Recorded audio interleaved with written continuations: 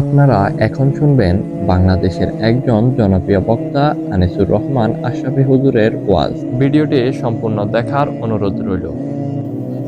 নাকের নরম জায়গায় পানি পৌঁছানো গোসল ফরজ হইলে, বীর্যপাত হইলে যখন ফরজ গোসল করে নাকের নরম জায়গায় পানি পৌঁছানো ফরজ। ফরজ ফরজ, সুন্নত না। অজুর মধ্যে নাকে পানি দেওয়া সুন্নত, কিন্তু ফরজ গোসলের সময় নাকে পানি নরম জায়গায় পৌঁছানো কি ফরজ। এই যে নাক যে দূর ভাঙ্গে প্রত্যেকের এর দূরে কয় নরম জায়গা। আমাদের প্রত্যেকে নাক লাইরা দেখেন, নাক ভাঙ্গে যেমনি লড়ে যেমনি, এর তো একটা সীমানা আছে। এখানে পানি পৌঁছাইতে হবে। হাতের কুশে হাতের তালুর মধ্যে পানি নিয়ে হালকা টান দিতে হবে, হালকা একটু, সামান্য একটু টান দিলেই পানি, সামান্য একটু টান, নিঃশ্বাস টানলেই, জোরে না, জোর হইলে ভিতরে ঢুকে যাবে, কষ্ট হবে। সামান্য নিঃশ্বাস টান দিলেই আপনার পানিটা এখানে চলে আসে, এরপরে ধাইরা লাইলে হয়। হ্যাঁ, এখন নাকের নরম জায়গায় পানি পৌঁছানো ফরজ। এইটা যেভাবে পৌঁছাইতে হয়, মনে করেন অসংখ্য যুবক যুবতী, পুরুষ নারী এই সমাজের যারা কোরআন শিখে নাই, দিন শিখে নাই, মাদ্রাসায় পড়ে নাই, কোনো আলেম থেকে শিখে নাই, আপনি খবর নেন, তাদের এইটা জানে না, তারা এটা পানি পৌঁছায় না। এখন যে এই নরম জায়গায় পানি পৌঁছলো না, এখন যদি এই লোক বিশ্বাস করেন বঙ্গোপসাগরেও নিয়ে যদি তারে চুবায়, বলে বঙ্গোপসাগরে ওনারে 1 ঘন্টা মাইজগানে টলার দিয়ে নিয়া এরপরে পানি চুবাইয়া থুইছে, এরপরও সে পবিত্র হবে না। পরিচ্ছন্ন হইল, পরিষ্কার হইল, গাও সাবান টাবান দিল, কিন্তু পবিত্রতার জন্য তহারাত আর নাজাফাত এক কথা না। নাজাফাত মানে পরিচ্ছন্নতা, সেটা বিদর্মীরও হইতে পারে, কিন্তু পবিত্রতা একমাত্র কোরআন সুন্নাহ মতে হইতে হবে। ঠিক কিনা বলেন না কেন? পবিত্র হয় কি দিয়া? কোরআন সুন্নাহর নিয়মে। পবিত্র হয় সাবান দিয়া না, পবিত্র হয় পারফিউম দিয়া না, পবিত্র হয় ফেস ওয়াশ দিয়া না, পবিত্র হয় শ্যাম্পু দিয়া না, পবিত্র হয় আপনার লাক্স সাবান দিয়া না, পবিত্র হয় কোরআন সুন্নাহর নিয়ম দিয়া। তাইলে এখন যে এই লোকটার নাকের নরম জায়গায় পানি পৌঁছলো না, এবার তো সে গোসল করলো, পবিত্র হয় নাই। খোদার কসম, আমি তো দূরে থাকি না, আপনাদের কাছে আছি, চাবের বাজার। আপনার যদি আমার কথা ভুল হয় আবার আমারে জিজ্ঞাসা করেন, আমার আইনে আবার বিচার করেন। কিন্তু যে পবিত্র হয় নাই, কসম খোদার, তার একটি নামাজ, একটি রুকু, একটি সেজদা কবুল হবে না। এবারটা যদি কাবা শরীফের ছাদে গিয়েও নামাজ পড়ে, আল্লাহর কসম তার নামাজ হবে না। লা তুকবালু সালাতুন বিগাইরি তুহুর, নবীজি বলছেন, তিরমিজি শরীফের প্রথম হাদিস, কোন নামাজ পবিত্রতা অর্জন ব্যতীত কবুল হয় না। তাহলে আপনি যখন হাসরের ময়দানে গিয়া দেখবেন আপনার আমল নামার মধ্যে কোনো নামাজের সওয়াব নাই, তাহলে আপনি কিরবেন? তখন কি করবেন? তখন আফসুস করলে আপনি ফিরবেন কেন? সুযোগ হবে কেন? ওয়া আন্না লাহু যিকরা, কোরআনুল কারীমে আছে, আল্লাহ তাআলা বলেন, প্রত্যেকটা মানুষ হাসরের ময়দানে জাহান্নামকে যখন দেখবে, ওয়াজিআ ইয়াউমাইদিন বিজাহান্নাম, জাহান্নামের দিকে যখন তাকাবে, আল্লাহর ফেরেশতারা যখন জাহান্নামকে টেনে আনবে, ইয়াউমাইদিন ইয়াতাযাক্কারুল ইনসান, আল্লাহ বলে প্রত্যেকটা মানুষ তখন তার দুনিয়ার হায়াতের সমস্ত কাজকর্মের কথা, ভালো মন্দ কথা মনে পড়বে। কিন্তু ওয়া আন্না লাহু যিকরা, আল্লাহ বলে, বলো না বান্দা, সেদিন মনে পড়ে কি লাভ হবে? আহা যদি গুনাহ না করতাম, হ্যাঁ তো বুঝলেন আর কি, তখন আহা যদি গুনাহ না করতাম, এটা কইতে না পারবেন তো লাভ কি? কথা কন না, লাভ কি আপনার? হাসরের ময়দানে আফসোস করলে আপনার হবেটা কি?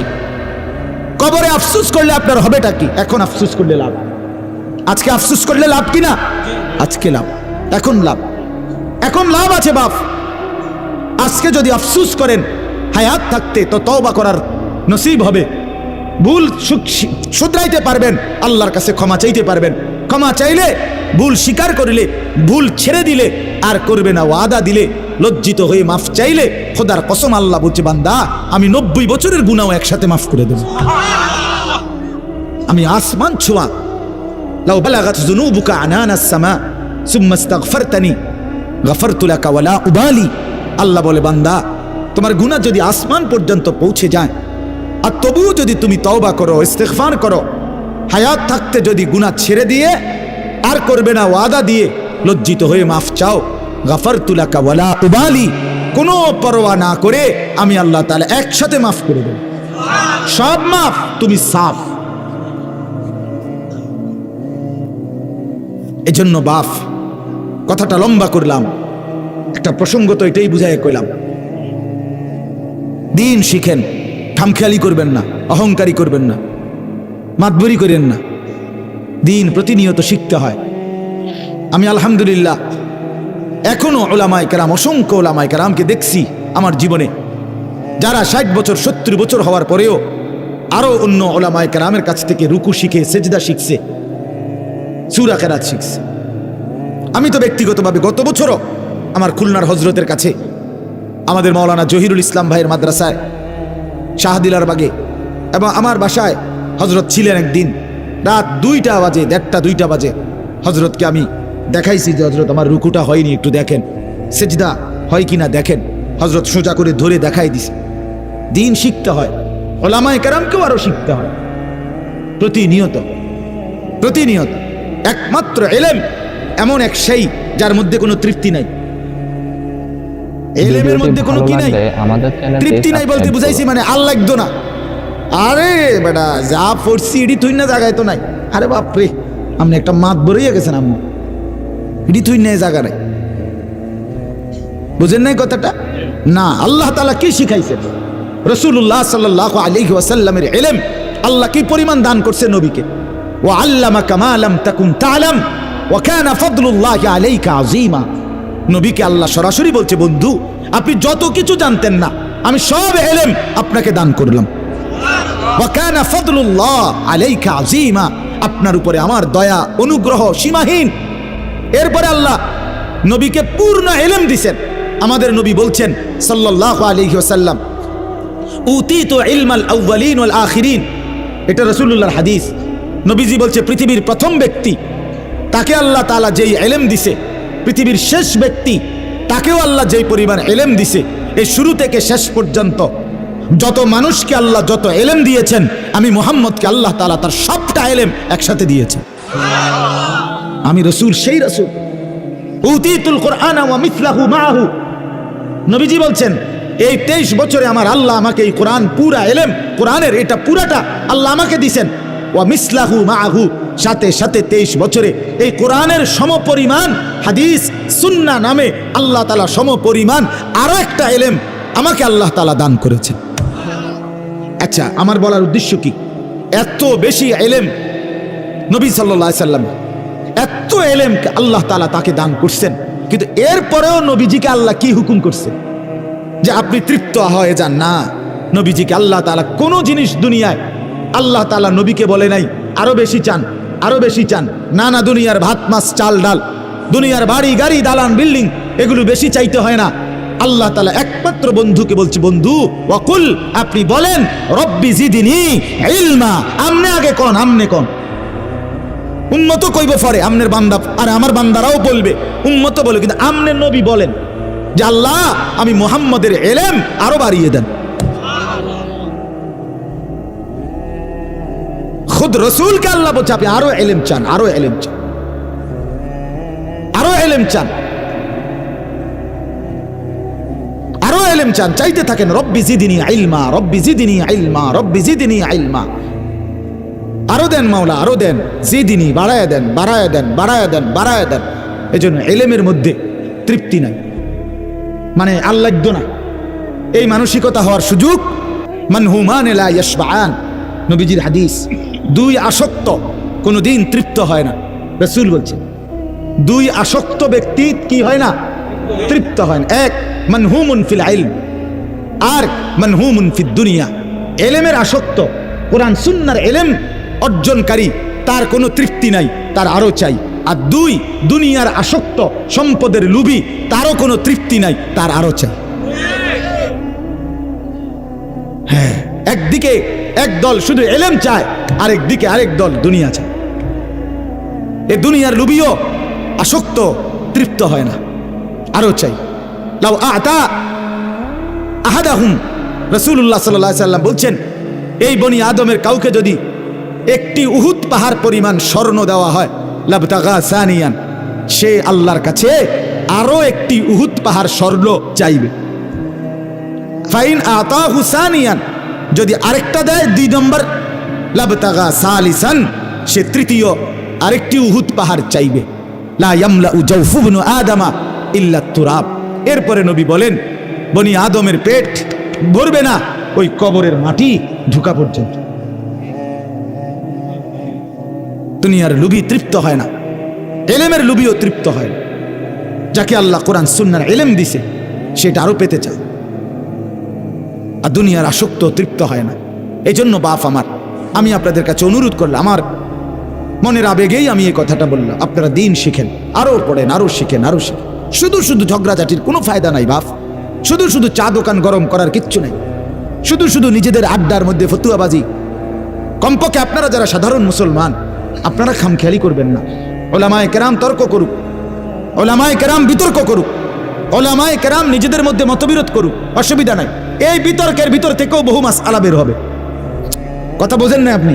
এই তর্কের ভিতর থেকেও বহু নতুন নতুন কি বের হবে, তথ্য বের হবে। কিন্তু আপনি বিতর্ক করে লাভ নেই। আপনার আখেরাত দরকার, আপনার সোজা সাজা জান্নাতে যাওয়া দরকার। সাহাবী বলছে নবীজির কাছে আইসা, মুসলিম শরীফের হাদিস, আমি নিজে পড়াইছি আলহামদুলিল্লাহ। এক সাহাবী, সাধারণ গ্রাম্য বেদুইন সাহাবী, আরাবী সাধারণ সাহাবী আইসা নবীজিকে বলছে, দুল্লানি আলা আমালিন আমিলতুহু দাখালতুল জান্নাহ। ও আল্লাহর নবী, আমার একটা আমল বলে দেন, আমল কর্মু জান্নাতে যাবো। সোজা কথা, এত ফেসফুস বুঝি না, আমার জান্নাত দাও দরকার। কিতা কিতা করতাম হেডি কর, কি করতাম তা কর। নবীজি বললেন, এক নাম্বার, তুমি কালেমায়ে শাহাদাত বিশ্বাস করবে, আশহাদু আল্লা ইলাহা ইল্লাল্লাহ ওয়াহদাহু লা শারীকা লা ওয়া আশহাদু আন্না মুহাম্মাদান আবদুহু ওয়া রাসূলুহু, এই কালেমার সাক্ষী দিবা। দুই, ওয়া তুকিমুস সালাতাল মাকতুবা, 5 ওয়াক্ত ফরজ নামাজ আদায় করবা। ওয়া তুতিজ যাকাতাল মাফরুযা, তুমি ফরজ যাকাত আদায় করবা। ওয়া তাসুমা রমাদান, রমজান মাসের রোজা আদায় করবা। ভিডিওটি তখন ভালো পর্যন্ত লাগলে হাদিসের আমাদের ব্যাখ্যায় আছে চ্যানেলটি সাবস্ক্রাইব তখনও করুন। হজ ফরজ হয় নাই, অথবা লোকটা এতটা গরিব যে নবীজি বুঝছেন তার জন্য হজের বিধান আসবে না। কথা বুঝছেন কিনা? তো কয়টা বলছে? 4টা। কালেমায়ে শাহাদাত, 5 ওয়াক্ত নামাজ, যাকাত, আর কি? রমজানের রোজা।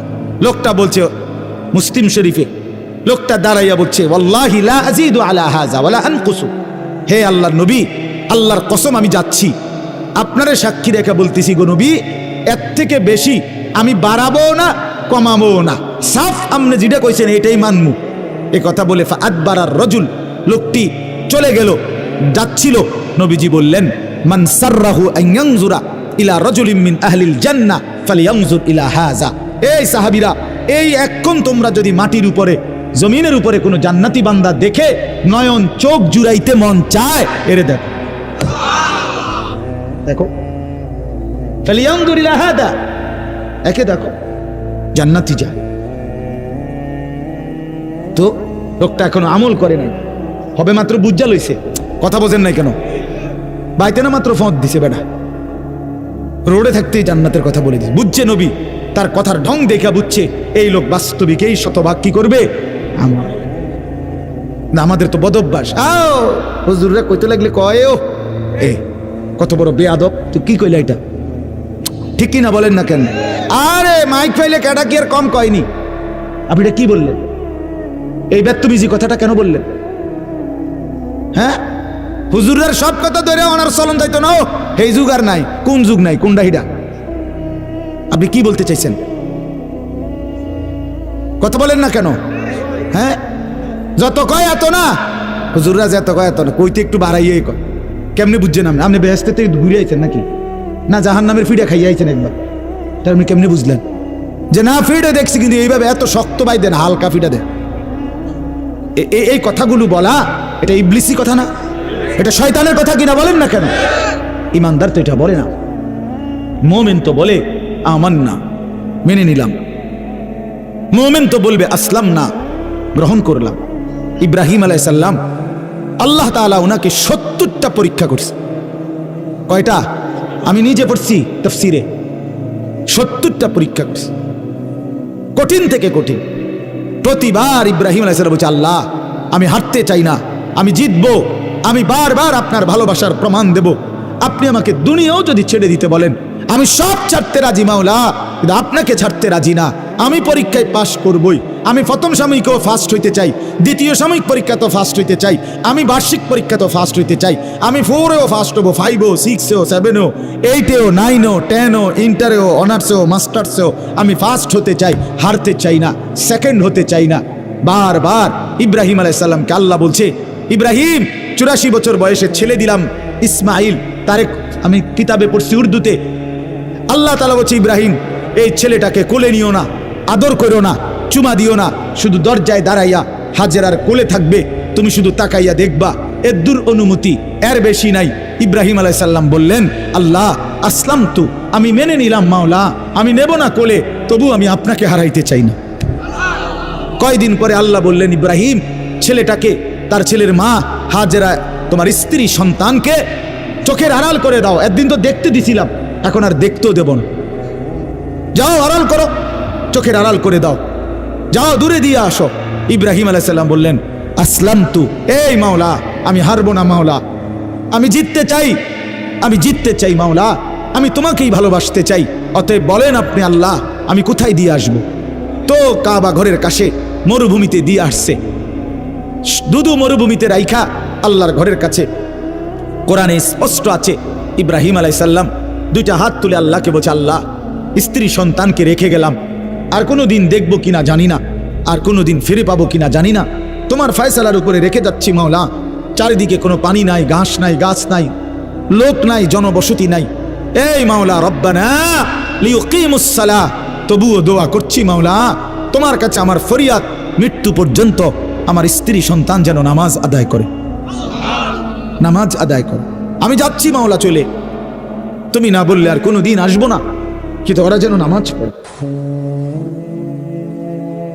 হ্যাঁ, এটাকে বলে আল্লাহর হুকুম মেনে নেওয়া। কয়দিন পরে আল্লাহ, কি পরীক্ষাটা কি, আর গল্প শোনা তো আমার বলা আমার লাগেও সহজ, শোনা আপনাদের জন্য সহজ, ঠিক কি না বলেন না?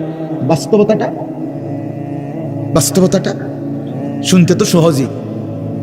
কয়দিন পরে রব্বুল আলামিন বললেন, ইব্রাহিম প্রথম দেখতে দিছিলাম, ধরতে দেই নাই, এরপরে চোখের আড়াল করে দিলাম, দেখতেও দেই নাই, এরপরও তো একটা সান্ত্বনা ছিল, ফুত আমার আমি না দেখি, আমার বিদেশে হইলেও আসে তো, কথা বলেন না।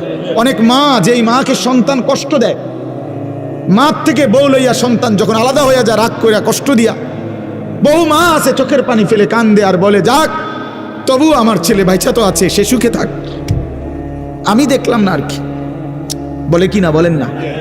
তো ইব্রাহিম আলাইহিস সালাম যেন সান্ত্বনা ছিল, আচ্ছা যাক মাওলা কোলেও নিলাম না, চোখেও দেখলাম না, কিন্তু আছে তো, বিদেশে হইলেও আছে তো। কয়দিন পরে আল্লাহ তাআলা বললেন, ইব্রাহিম না না, এবার ছেলেটাকে জবাই করে আমারটা আমারে দিয়ে দাও। ইব্রাহিম আলাইহিস সালাম বলছেন, আসলাম তু, এই মাওলা মেনে নিলাম, কোনো আপত্তি নাই মাওলা, তুমি কি মনে করছো মাওলা আমারে, আমি হারবো না, আমি হারবো না, আমি হারতে আসি নাই, আমি 1 নম্বর হতে আসছি, অতএব পরীক্ষা আমি দিয়েই যাব, পরীক্ষা আমি দিয়েই যাব, আমি সন্তানকে জবাই করতে প্রস্তুত, তবুও তোমার ভালোবাসার প্রমাণ দেখাইতে চাই।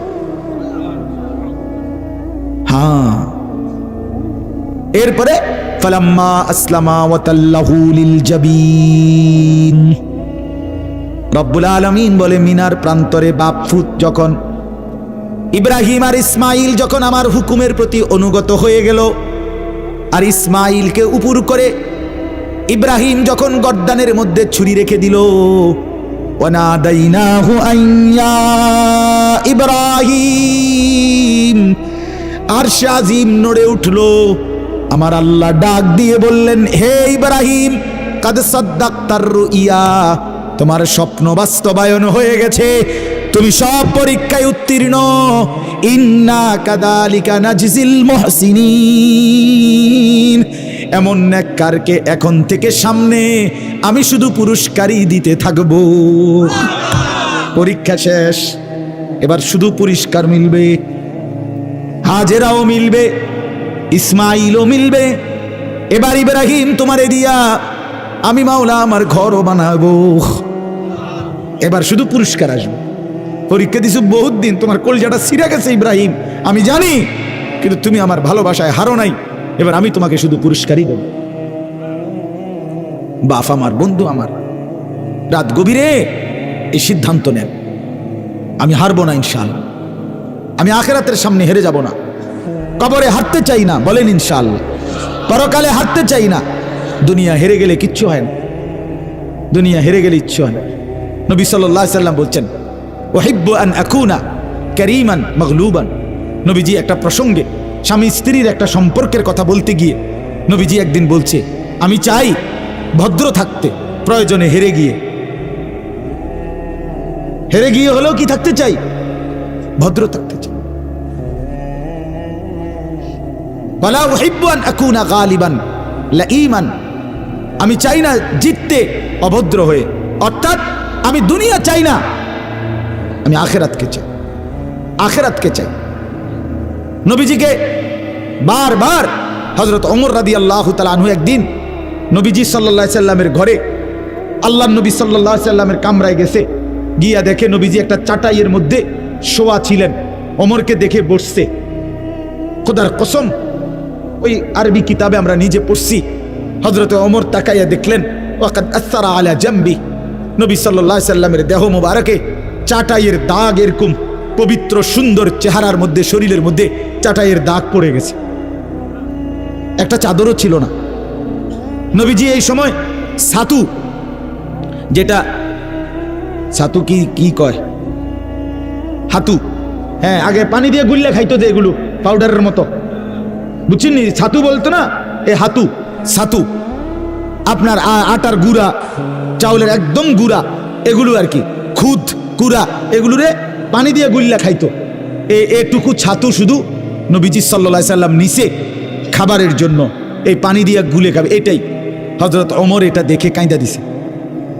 নবীজি মুচকি হাসি দিয়ে বললেন, মা ইয়াবকিকা, ওমর কাঁদলে কেন? হযরত ওমর বললেন, ইয়া রাসূলুল্লাহ সাল্লাল্লাহু আলাইহি সাল্লাম, আনতা সাফওয়াতুর রাসূল, আপনি সমস্ত রসুলের, সোয়া লাখ আম্বিয়ার নির্যাস সারাংশ, আপনি সমস্ত আম্বিয়াদের শিরোমণি, আপনি সমস্ত আম্বিয়া রসুলদের সেরতাজ, আপনার জন্যই সমস্ত গুণ। হোসনে ইউসুফ দমে আইসা, ইয়াদে বাইদাদারি, আঁচে খুবা হামাদারন্ত তু তনহাদারি। হযরত আল্লামা ইকবাল বলছে, হে নবী মুহাম্মদ, ইউসুফের সৌন্দর্য, মুসার মোজেজা, ঈসার মোজেজা, এভাবে সোয়া লাখ আম্বিয়ার যত বৈশিষ্ট্য, যত মোজেজা, সব যদি আপনার মাঝে দেখি, বন্ধু মুহাম্মদ, একা আপনার মাঝে সবটাই দেখতে পাই, সব গুণ আপনার মাঝে, সব সিফাত আপনার, সব বৈশিষ্ট্য আপনার।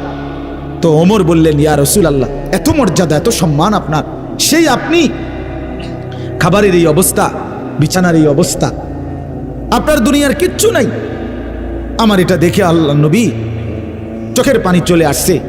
এরপরে বলছে, রোম আর পারস্যের বাদশারা, তারা দামি বিছানায় রেশমি পোশাক পরে রেশমের বিছানায় ঘুমায়, আর আপনার এই হালাত, অথচ আপনি শ্রেষ্ঠ রাসূল, কুল কায়নাতের সেরা, আপনি সর্বশ্রেষ্ঠ রাসূল, আপনি নবিয়ুল আম্বিয়া, নবিয়্যদু জাহাঁ, নবিয়্যদু শাহা, নবিয়্যদু আলম, আপনার এই হালাত কেন? তখন আল্লাহ নবী সাল্লাল্লাহু আলাইহি সাল্লাম বলছে, আমা তারদা আন তাকুনা লানাল আখিরা ওয়া লাহুমুদ দুনিয়া। আল্লাহর নবী বললেন, ওমর, তুমি কি এই কথার উপরে খুশি হবে না যে আমরা আখিরাত থেকে নেব, ওরা দুনিয়া থেকে নেক?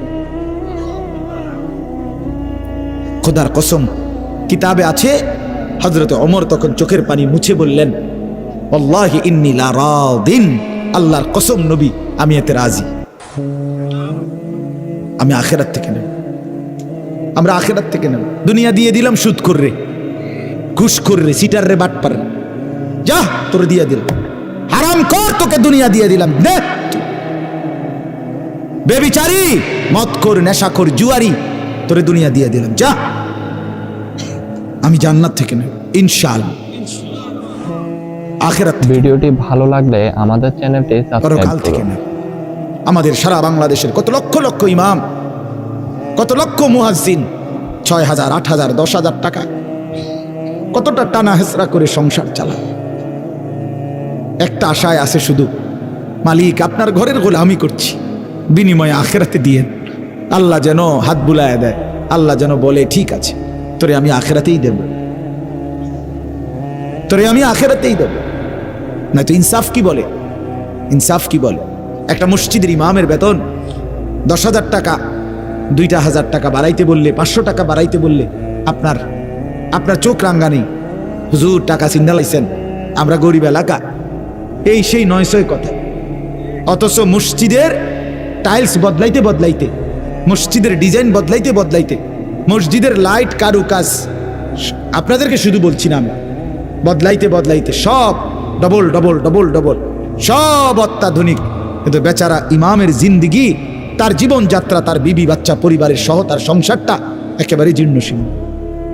এই মানুষটার কোনো কদর নাই, কদর শুধু ইট বালি আর সিমেন্ট আর আপনার গ্লাস দরজার আয়না, এগুলো। এটা ইনসাফ না, এটা ইনসাফ না, এটা ইনসাফ না। মনে রাখবেন, আমি অনুরোধ করলাম, আমি প্রতিদিন বলি, প্রায় বলি, মসজিদের ইমামকে কদর করেন, মসজিদের মুয়াজ্জিনকে কদর করেন, ওলামায়ে কেরামকে কদর করেন, আপনার জিন্দেগি সুন্দর হবে। ইমামের সাথে সম্পর্ক বাড়ান, ওলামায়ে কেরামের সাথে সম্পর্ক বাড়ান, জিন্দেগির সব বিষয় তাদের থেকে সুন্দর করে আনার চেষ্টা করেন। আল্লাহ আমাদেরকে তৌফিক দান করেন। আমার বাপ, আমার শেষ কথা হইল, আমি যে আয়াত পড়ছি, মূল মাকসাদ একটা কথাই বলা, লম্বা তাফসির করার, একটা কথাই শুধু বলা, আমরা যারা এখানে বসছি রাত গভীরে, আমাদের প্রত্যেকের যে আমাদের জীবনের কদর করা দরকার। আমাদের হায়াত, আমাদের জিন্দিগি বাপ ওয়ান ওয়ে। আমি প্রত্যেক দিন বলি এ কথাটা, ওয়ান ওয়ে মানে একমুখী রাস্তা, যে রাস্তা দিয়া শুধু সামনের দিকেই যাইতে হয়, এদিক দিয়া আর পিছান যায় না। শহরে বন্দরের রাস্তা, এগুলো ওয়ান ওয়ে, এগুলো দিয়ে আর পিছান যায় না, সামনে দিয়ে যাইতে হয়। আবার পিছাইতে হইলে ইউটার্ন লই যাইতে হইলে, এই যে এই 4 লেন রাস্তা দেখেন না, আরে এই যে 4 লেন রাস্তা দিয়া যাইতে হলে সামনে এদিকে যাইলে শুধু এদিকেই আপনারা যাইতে হবে। আবার যদি পিছনে আসতে হয়, তো যেদিক দিয়ে আপনি যাইতেছিলেন ঢাকার দিকে, এই দিক দিয়েই আবার ফিরচাইতে পারবেন না? না, আপনার ইউটার্ন লই যাইতে হবে এদিকে, ঠিক কিনা বলেন না কেন? আমাদের হায়াত এরকম ওয়ান ওয়ে। আমরা কেউই পিছনের দিকে আর ফিরতে পারবো না, আমরা কেবলই সামনের দিকে যাইতে হবে, ঠিক কিনা বলেন? যুবক, বৃদ্ধ, নারী, পুরুষ, ছোট বড়, কেউ আর পিছনে আসতে পারবো না, সামনেই যেতে হবে। আপনারা বলেন ইনসাফের সাথে, আজকের যেই দুপুরটা চলে গেছে, এই দুপুর আজকের দিনের এইটার মধ্যে আর আমরা কোনোদিন ফেরত যাইতে পারবো? ইউটার্ন লইলে না, ওইটা তো ইউটার্ন লন যায়, কিন্তু এটা তো ইউটার্ন নয়। আপনি কোনান দিয়ে ইউটার্ন লইবেন? গতকালকে ফেরত যাইতে পারবেন? কি দিয়ে ইউটার্ন লইবেন? নাই, এখানে কোনো ইউটার্ন নাই, এখানে শুধুই ওয়ান ওয়ে, একমুখী। সবাই কবরের দিকে, সবাই আখিরাতের দিকে, সবাই আখিরাতের দিকে, সবাই পরকালে। অতএব এটা চির সত্য, এটা চির বাস্তবতা। আপনাকে আমাকে মরতেই হবে, হাসলেও কাঁদলেও, বুঝলেও না বুঝলেও, স্বীকার করলেও স্বীকার না করলেও, চোখ বন্ধ রাখলেও চোখ খোলা রাখলেও, অভাবে থাকেন আর দারিদ্রতা থাকেন আর সচ্ছলতা ধনী প্রাচুর্যের মধ্যে থাকেন, মরতে আপনাকে হবেই। যুবক ভাই, তুমি খেয়াল করলেও মরে যাবা, বেখেয়ালি হলেও মরে যাবে, এটাই সত্য। মৃত্যুবরণ করতেই হবে, মাটির কাছে মাটি জমা দিতেই হবে। গতকালকে সকালবেলা ভোরে ফজরের ওয়াক্তে আমার আপন জ্যাঠা, বড় জ্যাঠা মারা গেছে। আমি আমার জ্যাঠার জানাজা পড়াইছি জোহরের পরে, ও নাঙ্গলকোট লাকসাম কুমিল্লা। জানাজার আগে আমার জ্যাঠার কবরের সামনে আমি দাঁড়াইছি, যে কবরটা যে খুঁড়ছে, তখনও রাখে নাই কবরে, অনেকক্ষণ তাকাইয়া দেখছি, তাকাইয়া মাটিটার দিকে তাকাইছি। আর আমার কেন জানি মনে হয়েছে, হঠাৎ এই প্রথম আমার জীবনে আমি এতটা গভীর দৃষ্টি দিয়া অনেকক্ষণ কবরের মাটির দিকে তাকাইছি। তাকাইবার পরে আমার কাছে মনে হয়েছে, মাটিটা আমার যেন বলতেছে, আনিস, তোর জ্যাঠারে বানাইবার জন্য আমি এখান থেকে একটু মাটি দিছিলাম। ভিডিওটি ভালো লাগলে আমাদের চ্যানেলটি সাবস্ক্রাইব করুন। আমার মাটি আমি ফিরাই নিলাম। এই পৃথিবীর কোটি কোটি মানুষ আমাদের প্রত্যেককে বানানোর জন্য মাটি, যে মাটিটুকু দিচ্ছে আল্লাহর কুদরতে, সে মাটিটা যেন আবার বলে দিচ্ছে, আমার মাটি কিন্তু আমাকেই আবার ফেরত দিতে হবে। অফিহা নাঈম, আমার মাটি আমাকেই ফেরত দিতে হবে। আমি এক সুতা মাটি ছাড়বো না, আমাকে দিয়ে দিতে হবে। মাটির মানুষ মাটিতেই মিশাই দিবে। এই জন্য বাপ, আমি আপনাদের কাছে অনুরোধ করছি, রাত গভীরে আপনারা প্রত্যেকেই মৃত্যুর জন্য ভিডিওটি ভালো লাগলে আমাদের চ্যানেলটি সাবস্ক্রাইব করতে ভুলবেন না। আপনার কাছে কোন হুজুরের ওয়াজ সবচাইতে বেশি ভালো লাগে তা অবশ্যই কমেন্টে জানিয়ে যাবেন।